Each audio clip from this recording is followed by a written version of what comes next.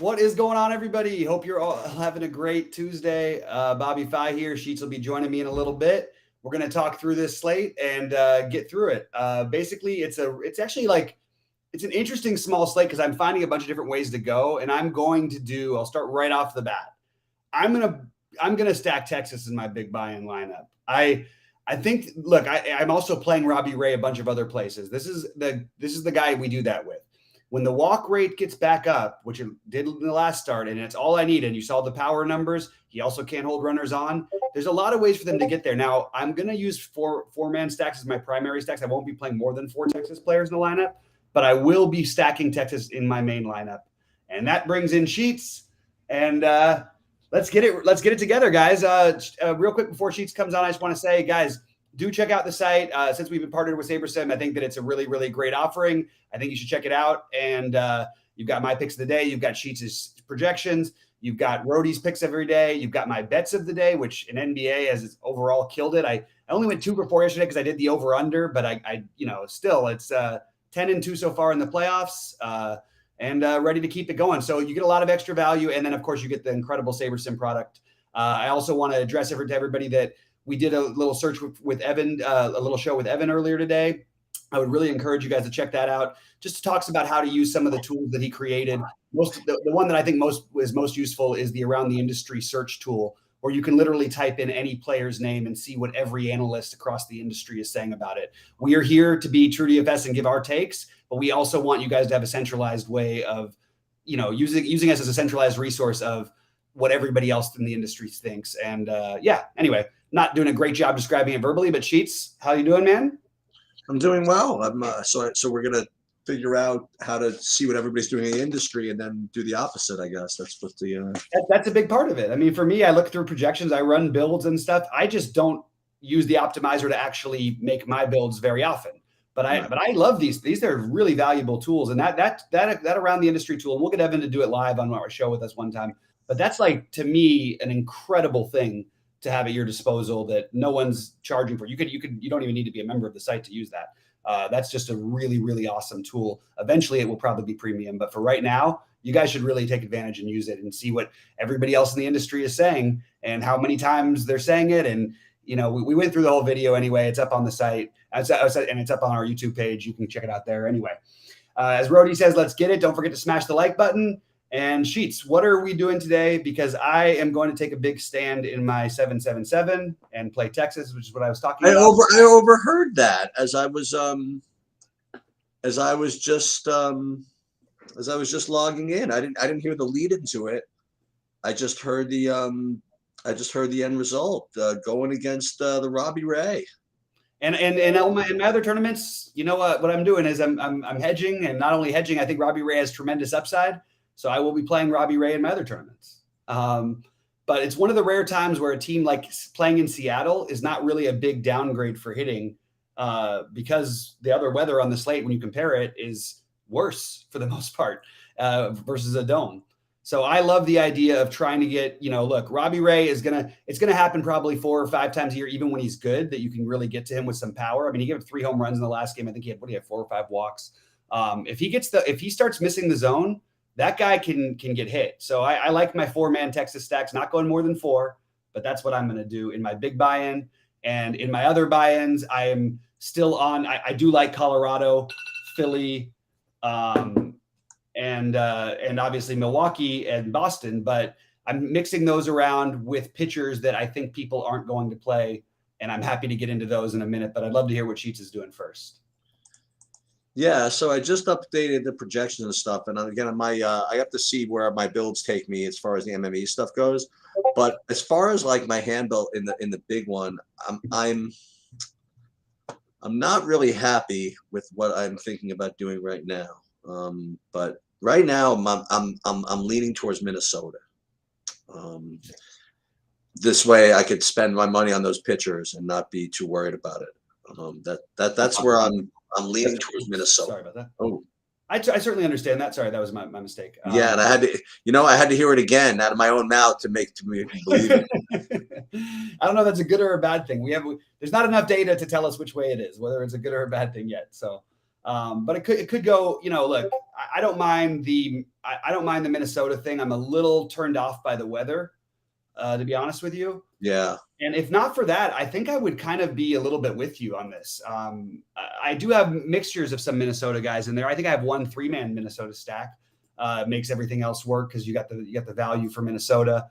Well, you talk about, by the way, about optimizing stuff. This is and which types of stacks are going to show up more often. It's kind of a little sneaky, but on DraftKings you have Arias and Polanco, both second base only eligible, and they're the 1 and 2 hitter. Arias is third base eligible as well because I'm playing him. Oh, you sure?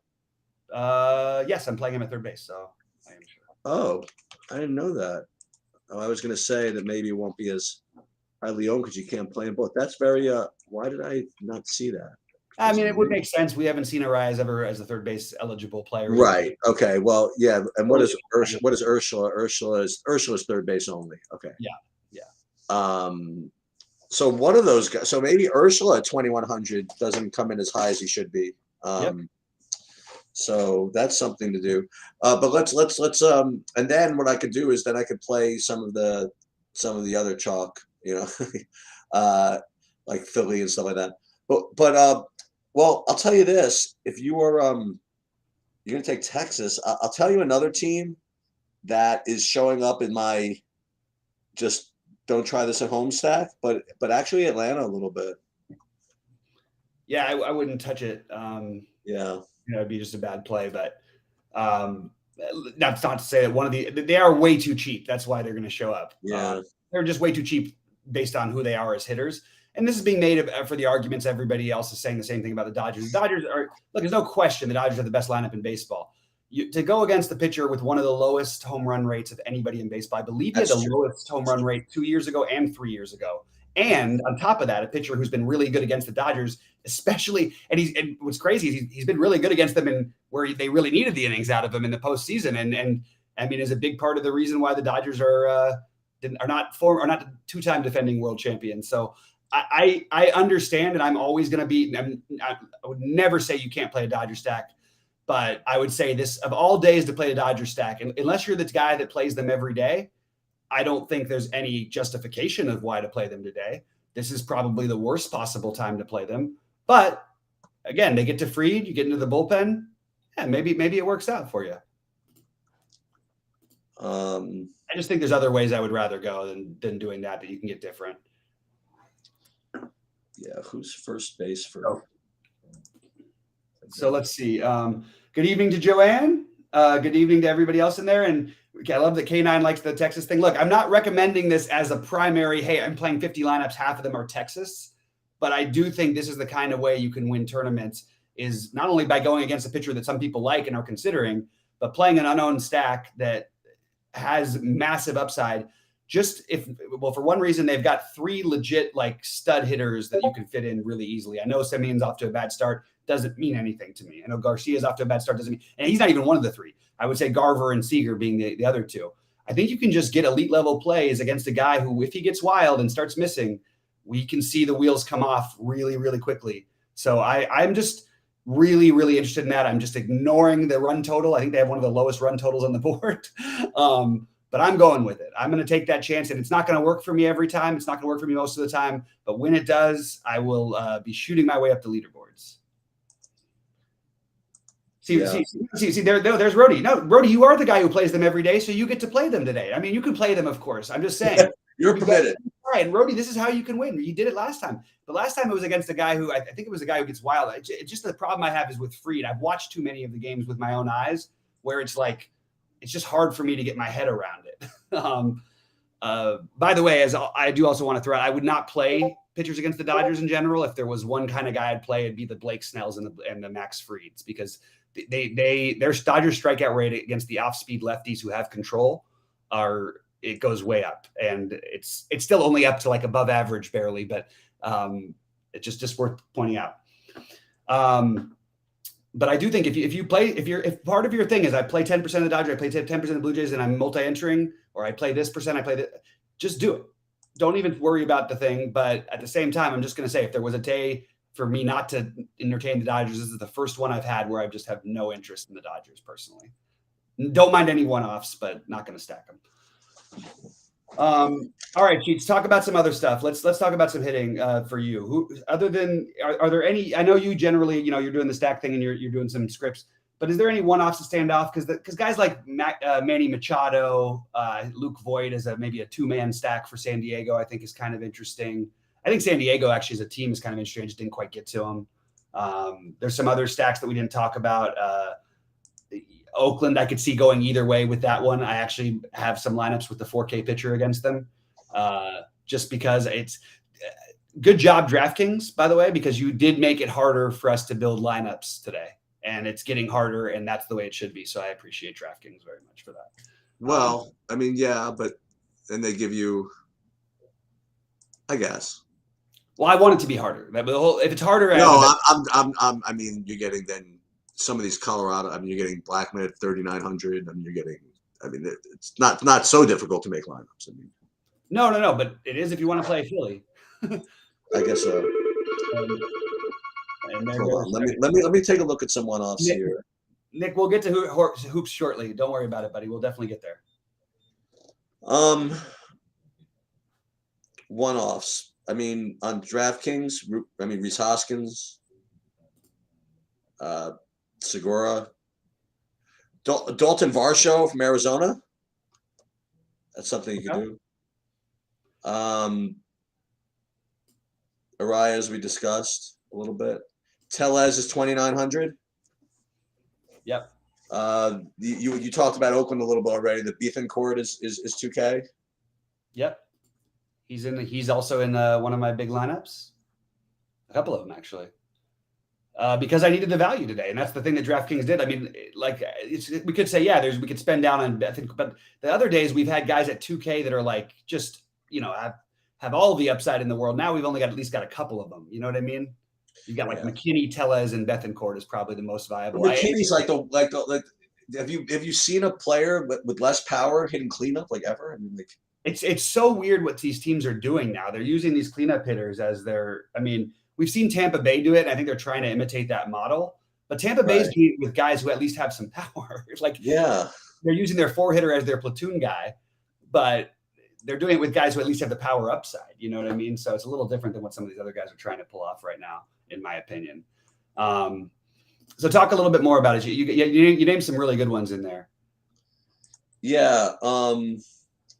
I mean, want some cheapo? I mean, Jake Fraley at 2,100 for Cincinnati. Yeah, I just mentioned him. Yeah.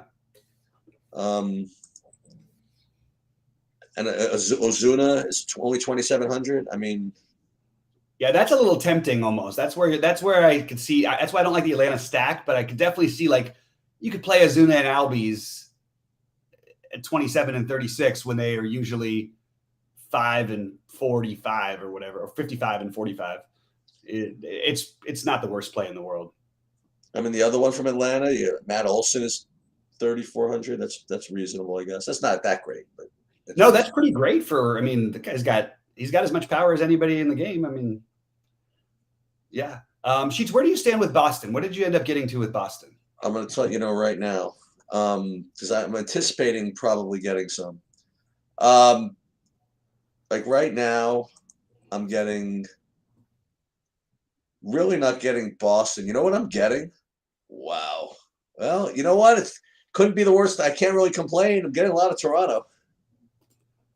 I have no problem with Toronto again. I actually think that's a matchup that suits some of the hitters especially like Vlad and the big guys for Toronto. I think that the matchup against Evaldi is something. And look, Evaldi's good, but he's the kind of guy who can get hit. He'll challenge you. He'll go after you. Yeah. And other people are saying Taylor Ward. Yeah, you could throw Taylor Ward into the mix. He's a little less power than some of the other guys we talked about. But yeah, Taylor Ward is another one of those value plays. There's a number of guys. They're just not as strong as the guys we've had, except how deep. Well, I was about to ask how deep is your pitching pool. I guess part and parcel of that question is how many lineups you playing. So I'll run down through my lineups real quick. Yeah. I've got in my main lineup. I'm using a lot of Burns, Musgrove. Yeah. That's just on DraftKings. That's just the way it is. I am using Bueller as my number one on FanDuel. I think that the chances for the win and the quality start bump him up a little bit for me, and the lack of ownership gives me a way I can play some Phillies with him and get away with it. I'm using Kyle Gibson. Now, Colorado 3-man is in my main stack. I'm really giving away my stack, but I have a Colorado 3-man in my main stack, and I'm also going to use Gibson elsewhere. I still don't entirely trust this Colorado team. We've seen Gibson he's just, you don't know what's going to happen. He gives up hard contact. His increased strikeout rate has definitely, perked me up like a little bit. Last year, we started to see it, and we've seen it off and on from him in the past. This guy was a really good pitcher and still has like decent stuff. He struck out 16 guys so far in 11 and 2/3 innings. And I think there's a little bit of upside for him. So he's one of my get weird ones. Chris Ellis is another one of my get weird ones for Baltimore. I don't think he'll pitch very long, but even Chris Ellis. Yeah, I think it's even if he throws 60 pitches at 4K, I just decided to get weird with a couple lineups. And I decided to get even weirder and play him with Chris Archer. I'm going bizarre today. I'm going strange. This is baseball. I like it. It's a lot more of a stance. And I told you, it takes me a little bit to get into it. I'm not playing heavy, but I've got my 777. I've got a 250. I've got a couple of I will see your weirdness. Okay. And I will raise you. Oh, and Cole Irvin is the other one. But what can I raise you? It's not really raising you too much. I was going to say I'll raise it's only 10%. I'll raise you 11% steal, but that's not even raising you because I think yours are a little more weird than the steal. Yeah, I actually like steal. I just couldn't make – once I started, I was like, God, I really want to go down or up. I don't really want to play that range because it feels like, Musgrove's right there. And then if I could play him with Musgrove, but I'm not getting way off the chalk. And I don't know. Nobody's building the Kyle Gibson. They might be playing Cole Irvin, but they're not playing Cole Irvin with Kyle Gibson. Right. So I'll do that. That's the get weird thing for me today. We've seen the variance in pitching so far. And you can look at all these guys who have pitched. I mean, look, Brent Steele put up a game of his first game of the season we would love something like that today. So I'm not going to hate on Steele. Yeah, I want to raise you a little bit. So I'm raising you. Actually, I'm only 5%. Kyle Freeland. Oh, now we are getting a little bit weird. There you go. That is a raise. That's a serious raise. It's not a raise if I'm only playing 5%. It's still in terms of just using him at all is still a raise. Rosie's raising the pod. He's got Irvin and Archer. I don't think that's all that crazy, the Irvin Archer. I think that actually makes a little bit of sense. I just want to say that if you're going to play Archer and everybody's going to talk about this, and I don't know how many people are actually playing him, let's take a quick look and see if I can get that data. Are people really going to do that? I mean, I've heard a lot of people talking about him. So, I've got him. We got an 8%. He's going to be owned. But why not go on the other side of that and play the 1% Carlos Hernandez? I got a little. It makes just as much sense as the Archer. I got a little. Yeah, I actually Archer has more talent, but we haven't seen it in 3 years. He did have a good 4 innings against the Dodgers, which is more than most pitchers can say, but I don't know. That's pretty much all he's got going for him. All right, guys. I've got just to be fair, I've got extensive exposure to those top pitchers. I have 58% Burns, 44% Robbie Ray, 33% Musgrove. I'm not screwing around. I do have 18%. I guess it's sort of with the field Valdez. Just that's nothing major though. I have Valdez in one of my single entries on FanDuel. Oh wow! Oh yeah. Okay. 9,500. It was a pivot off of Bueller, and I just wanted to keep my lineup similar, so I made a little 2v2 swap. Yeah, I'm not. I don't think I'm not playing on FanDuel today. Do you know what I love about baseball? I feel so good on the days where I decide I don't want to play the chalky stack in my big buy-ins. Because if I really I liked Philly a lot yesterday, and I only ended up with 2 of them in my main buy-in on DraftKings, but I didn't have any lineups without Phillies in it. I had one. I love it when I can talk myself into something that makes sense to me. You know what I mean? It's not just playing for the sake of, maybe we'll play these guys because it might work. The Robbie Ray thing is a real thing we should look at. When he's off, he turns into Patrick Corbin. When Patrick Corbin is on, he turns into Robbie Ray. So it's kind of a fun thing. They're you get the boom bust guys, and I'll take those shots on those guys in matchups like today, as much as ever, because Otherwise, you're just going to play the chalky Philly. And the only thing about Philly today, I would say, is that you can get really weird with it by playing the 8-9. I don't think, or you could actually play the 6. You could play Schwarber in the lefty, which no one's going to do. You could play Gregorius in the lefty, which no one's going to do. And you could play Vierling, which no one's going to do. Vierling is the one I like the least of those, but I do think you can get creative with that Philly stack if you want to. I don't think I have any Philly stacks.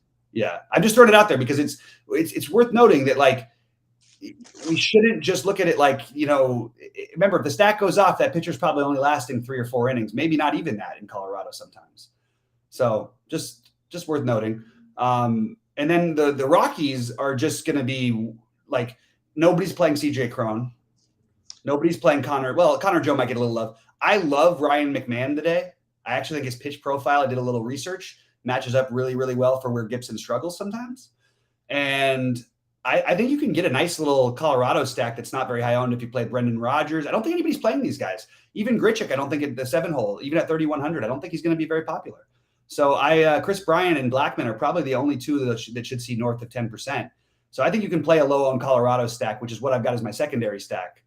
But I can't resist this weird temptation I have to say F it and go with this Texas stack against Robbie Ray. This is such a me thing, Sheets. I always used to play Robbie Ray when everybody thought he sucked and try to target him. You were always the Robbie Ray whisperer. Right. It was my thing. And then last year I got it right at the beginning where no one was playing him and I kept playing him. But then he's pitching so well. I'm like, well, no, regression to the mean. He's going to regress to the means. Now I got to take his stacks against him, and it just burned me all year long. But he's going to have what? He's going to have 4 or 5. He already had 1. Now here comes number 2. Right. Rody says he's got Colorado on FanDuel. Yeah, I think that makes a lot of sense. And I think that they might even be. I don't know if they'll be lower on. They'll be similarly owned probably on FanDuel to they are on DraftKings. What'd the weather turn out in the Cubs? So for right now, I will pull up the Cubs. I've got it as blowing in from right.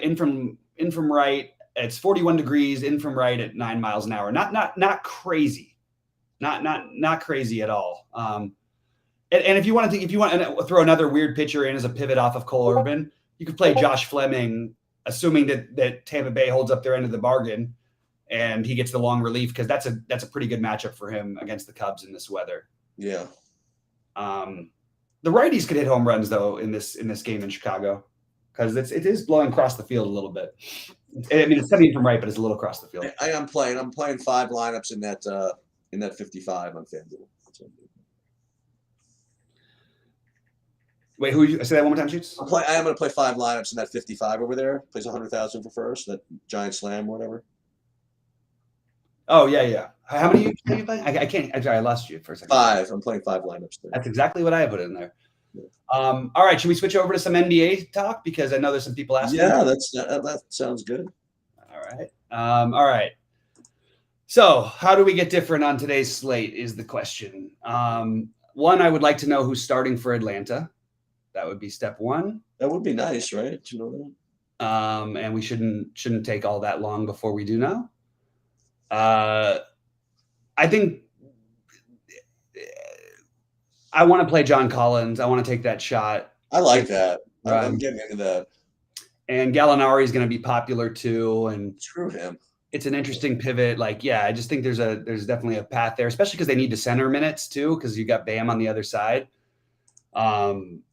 So if Okongwu doesn't play 30 whatever minutes, which again, I think you could play Collins and Okongwu together because it's not like they're going to split minutes. Like Collins is going to play the 4 like he normally does as well. So Collins was he 5K? I mean, yeah, we played him at 7K several other times.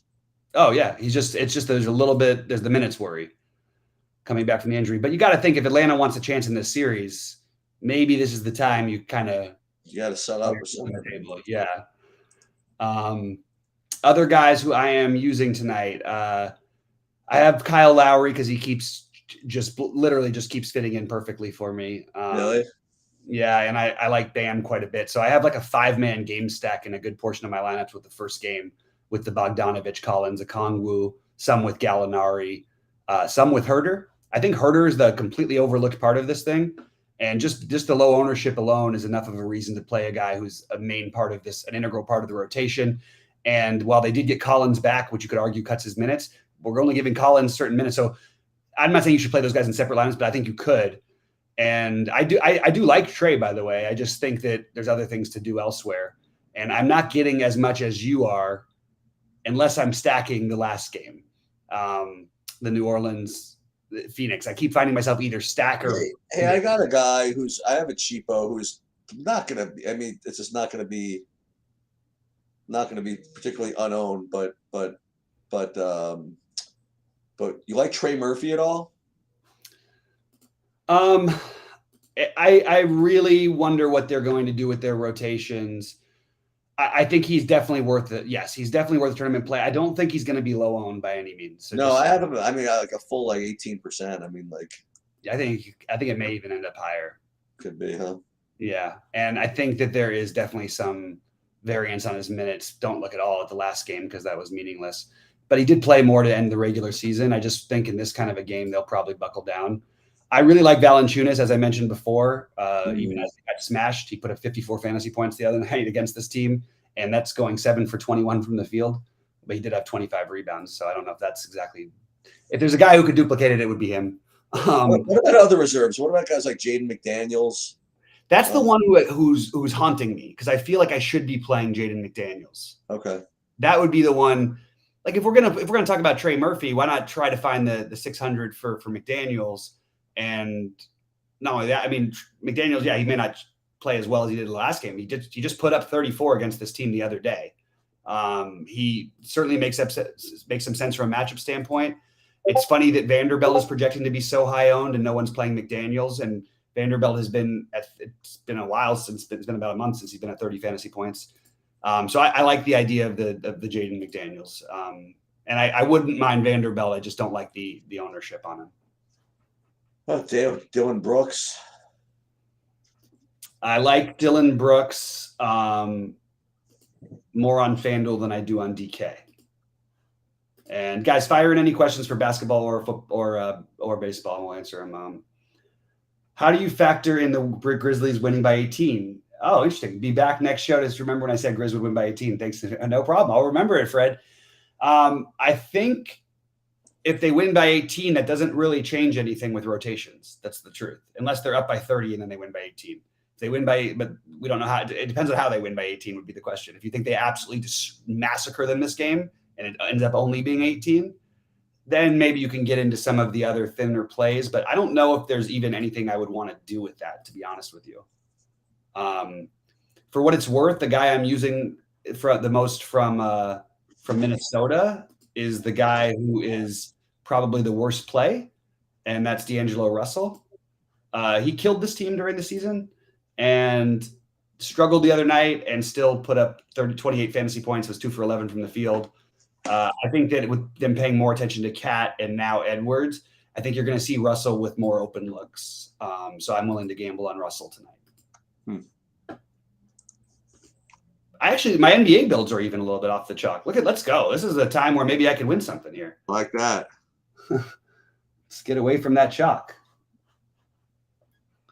I'm actually surprised. It is really an interesting slate because, man, there's a lot of good plays that are not getting ownership out there because there's some that are getting that. Look, these plays that are getting ownership, like the Brandon Clark, these aren't bad plays.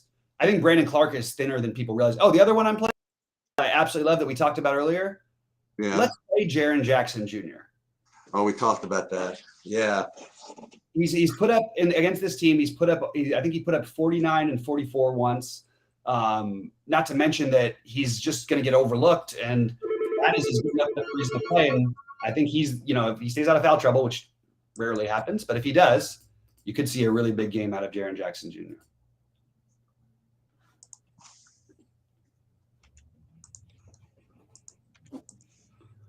All right, guys, dropping any more thoughts in QQs or anything? Otherwise, I'm going to finish my basketball. I have to get out of here and go meet my dad shortly. He's going to the Dodger game, which is right down the street from my house. So nice. I'm going to go say hello to Steve. You know Steve. Of course. Yeah.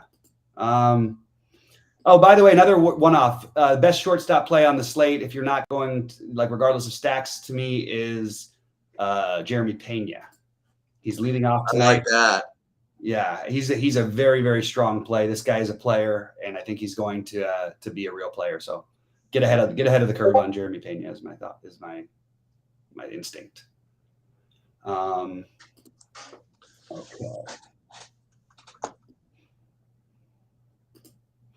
Another weird one, Anthony Rendon. I know we've got a good pitcher on the other side, but if you see Anthony Rendon against a lefty, it shouldn't be that long. If Anthony Rendon turns back into the hitter that he was, that he'll be over 5K again soon. So just get yourself some Anthony Rendon is my advice. If you need a one-off at around 4K on DK, or even 3K on FanDuel. Jay Crowder, I didn't come across. I like that a lot, actually. I was about to ask you about that. Yeah, I didn't come across any builds of my own with him, but he kind of had an off game, I guess, whatever. But he's, Yeah, I like that play. I like that call. I should say I think it's fine. I think it's actually fine. I'm not overwhelmed by Bridges and Crowder, but like Bridges' minutes are hard to like not want to play him. But the ownership, I can just. You know what? I can play one of the Atlanta guys at a fraction of the ownership who are going to be much more productive per minute. It's just a matter of the minutes for them, and I'll speculate on that rather than production. Yeah. On this particular slate. In general, I'm not saying anything about that. All right. Let's see if there's anything else. We got people saying they don't see the link for the video here in the chat. I don't know why that would be the case. Let's take a quick look and make sure that we've got it in the right place. It's right there. Okay, I don't know what to tell them, except for that it's right there. What's Chris Paul's price? 83. Yep.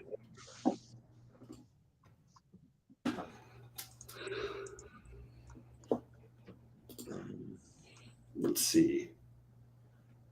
Bobby Witt batting third. Yeah, if you want to play it, go ahead. No, there's nothing wrong with it. Just not. I mean, there's just a lot of other guys I'm playing, but I absolutely don't think I like it. I mean, it's a good spend down.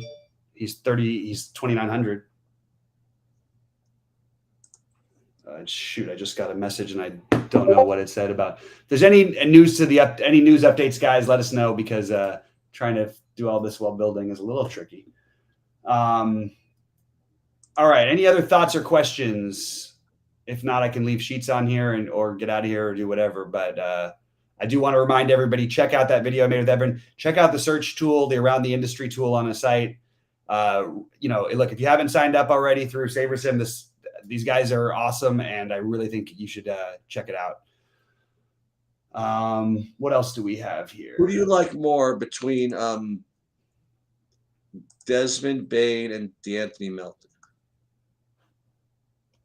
Desmond Bain. Okay. Is Melton even relevant? Probably not. That's why I like him as a player, but he only played like 15 minutes last game. That's about where I would have him, somewhere in the 15-minute range, maybe less. Okay.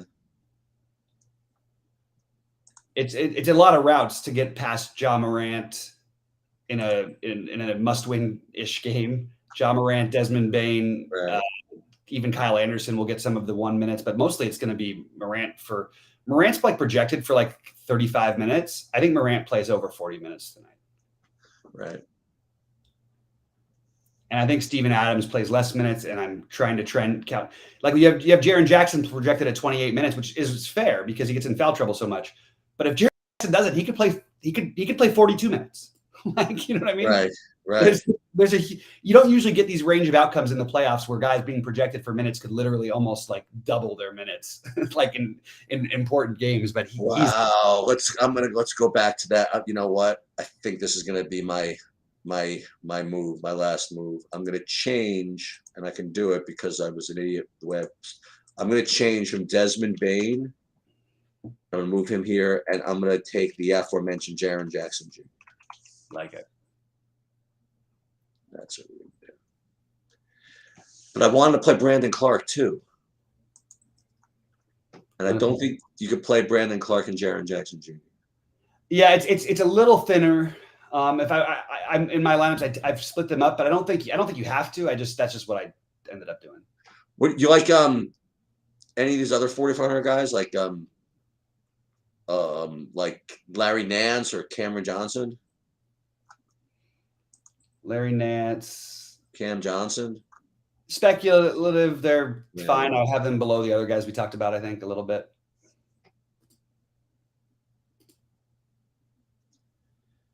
Brandon, well, you know what? I can wait. I got a little time. I think I'm only going to play in my big lineup. At least I think I'm only going to play. Presuming he plays, obviously. Oh, he's playing. Bogdanovich is probable. Yeah, I mean, I assume he'll play and if not, we have to hear about it. Yeah, I'm playing that. That's what I'm playing. Yeah, I love that for what it's worth. Yeah. And if I can get,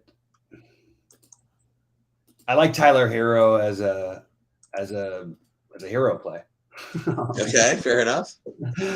I think he's interesting. But you know what I could do? If I save 500 by playing Paul instead of Booker, then I could turn Brandon Clark into, wow. Oh, I could almost turn him into John Collins. I might have to investigate this possibility here. So we think John Collins might have minutes issues? That's what you're saying? Yeah, I mean, he's coming off the injury. He only played 21 minutes in the last game. There's definitely, we haven't heard a firm report. At least I haven't. Even if I did, I still think I might speculate. Because I don't think Atlanta is looking like they're not a team that's happy just to be in the playoffs. They're going to lose this series, but they're going to go out there and try and win this game. They didn't put their best foot forward game one. So he didn't start in this last game. Yeah. So if he starts, I mean, I'm doing it. I mean, the problem is if he starts, then that's when you get the ownership on him. Because then people think maybe they'll overreact to it, in my opinion. Mm-hmm. Maybe not. Maybe not because, I mean, it really depends on who else starts with him, I guess, because Gallinari would be the chalk he would be replacing. Yeah, so that's an interesting one. Any chance Hunter's 42? No, he's 44. Hunter's the same price as Jake Crowder.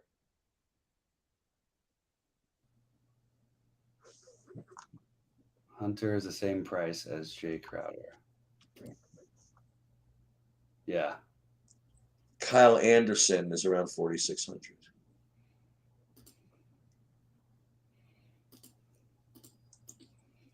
Is Kyle Anderson going to do anything in a game like this? I doubt it. I doubt it too.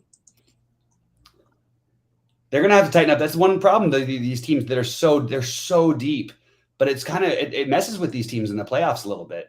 Because how do you not play your rotations when it's what worked for you all year? But at the same time, everybody else knows to tighten up your rotations and leave your best players in the court. So it's just, I think that they almost like look a little lost in the last game, trying to spread out the minutes. And I don't think they should be trying to do that. I could also, if I want, turn Jaron Jackson Jr. into Kyle Lowry and just have a little piece. Jaron Jackson. Yeah, I like Kyle Lowry. I have Kyle Lowry in my main lineup on DraftKings right now. And this is the perfect kind of slate. Like, you don't need to do everything to get so different, but like if you wanted to do something a little funny, like you could leave, like it's very easy to leave like 400 on the table or something like that, just to be a little bit funny, with it. What's the first game? First game. So with any luck, we do get some clarity on John Collins before that. Yeah, I have to say though, like, so I'm guessing. So wait, the main games tonight. I'm just double checking.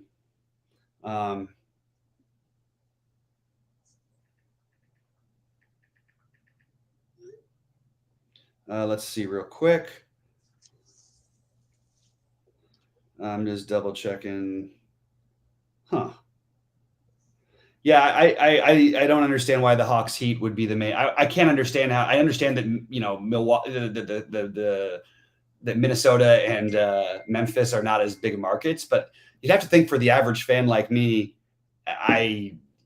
you'd want to play these guys. Like, I don't know. Like, I'm sorry, you want to watch these guys. I don't know why they wouldn't be the nationally televised game. because I don't think many people. But aren't they all nationally televised in some form? Well, there's like the NBA TV game versus the nationally televised games, because the NBA TV is not like a basic package. I don't usually notice the difference anyway. Well, it's weird. I have all the things, all the packages, everything. The only thing I can't get is NBA TV. Oh, really? Yeah, it's like the most ridiculous. I basically have to pay the same amount just for that channel, to get that one game every few nights or whatever that I would have to for the whole NBA package. And I'm like, there's no way why would I do that? Like, but for regular tech cable providers, it's fine. You want to have some fun, by the way, tomorrow and try to deal with this golf thing? Yeah, why not? Okay, I'll do it. We'll put something together. We know that people will probably play, so we'll throw something together. Starting with me. I got to keep it real. If I'm going to play, I got to talk about it. Like, yeah, exactly. Yeah. If I was legitimately going to pass, I could consider myself passing. But who am I kidding against? Yeah, right. Right. All right, guys. Anybody else with anything? I don't really have a whole lot else to do. I can sit here and build lineups, but I was going to warn everybody: the show gets a little boring when me and Sheets stop talking. So just remember, Sheets, you can do your thing where you talk through your process. I'll just stay on air here. All right. So we'll have some fun. I'll go through my hockey lineups. How about that? Because actually that's the closest thing to lock. That's in 20 minutes. Everything else is wild. Basketball. Actually, baseball's at 7:00, right? Yeah. Is there, why did I really check? Is there any rain out possibilities? No, I know what you're going to say. I can't promise you anything. But no. Everything looks completely clear. There's an outside chance for a delay in Kansas City. That's basically all you have to worry about, really. Right, just for fun, I'll do here. I'll share my screen here, and I'll do my hockey built-in Sabres. A little bit of little bonus coverage here.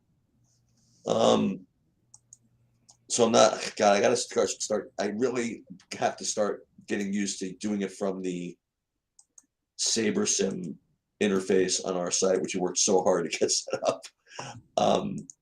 Okay, but for now, we're just gonna watch me do it the long way here. Make sure my ownership is right, and I'll show you some of the little tweaks that I make on when I do at least my hockeys, and and I'm going to do a couple of beginner videos for the different sports. By the way, someone was asking me about NASCAR, so I'm going to go ahead and do that. They were asking me just questions that are just kind of frequently asked questions that I want to deal with. Okay, so the ownerships are uploaded, everything's uploaded, and we're going to build some lineups here. Let me just see how many I want to build. Let's build, a lot here? No, not that many. All right, so let's build 30. And then I'll show you the little tweaks that I make. And some things I change, some things I don't. And that's always the question I get the most about using SaberSim is how often do you adjust your ownerships? How often do you adjust your percentages and things like that? And my answer is usually never, but there's some things that I do that's different. I'll show you with hockey as an example. Let me put the chat on in case anybody has any questions here. Do you like Freeland? Somebody says, do you like Freeland for pitcher number 2? I have him in a couple, but it takes me a bunch of lineups to get there. I'll say that.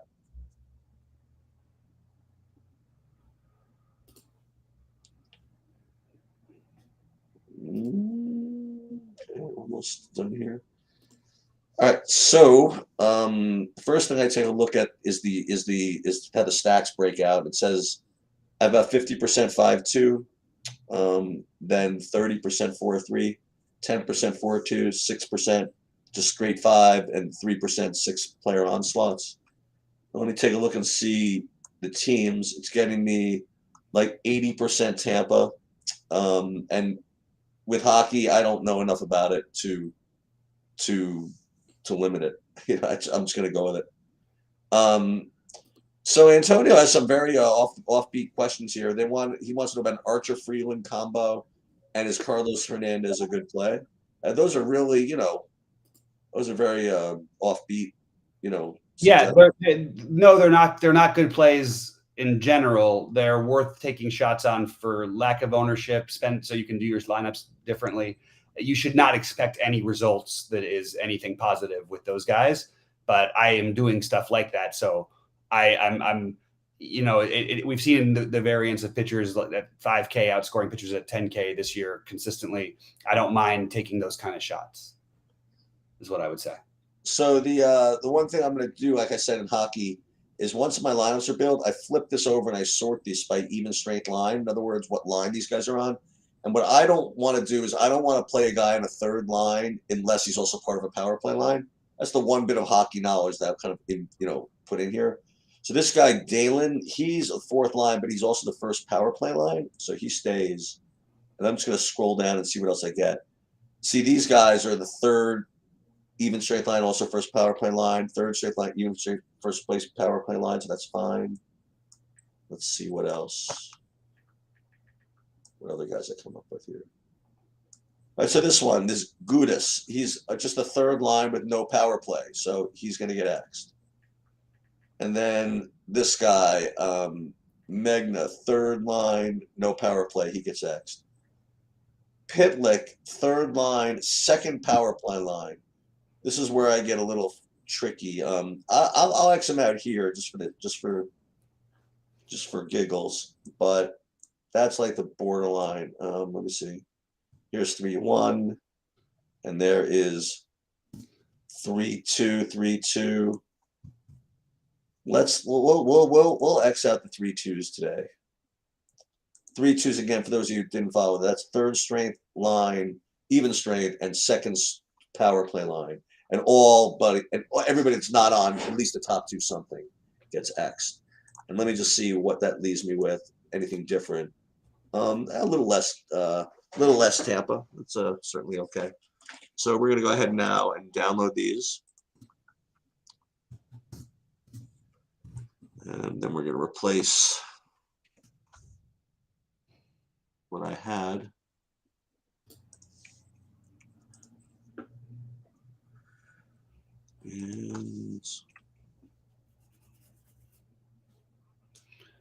Guys, got to remind you just to hit the like button in the meantime, and I'm going to answer a quick question while Sheets is doing that. The chalk stacks are going to be Philly. And Anthony, it seems like you're trying to put together a lot in a very quick period of time, so just give yourself a break. This might be it's a last minute. It looks like you're trying to build like a last minute lineup or something, I'm guessing. But if you want to know that the most popular stacks, they're going to be Philly. You'll have a couple of high owned spots in Colorado, but that won't really be it as much. It's really Philly heavy, some Washington, some Colorado, some Boston. That's where most of the ownership is going to go, I think. And please correct me if I'm wrong about your lot, but I know you're in the middle of your hockey, so you don't have to. Yeah, I just finished the hockey. What do you want me to look at? He asked for the chalk stacks would be. I said it would be Philly primarily, but then you're going to get pieces of Minnesota that are chalky. You're going to get pieces of Washington that are chalky. You're going to get pieces of Boston that are chalky-ish, especially on FanDuel. And I don't know which site we're talking about. So that's the DraftKings one. And then Milwaukee will have some ownership as well.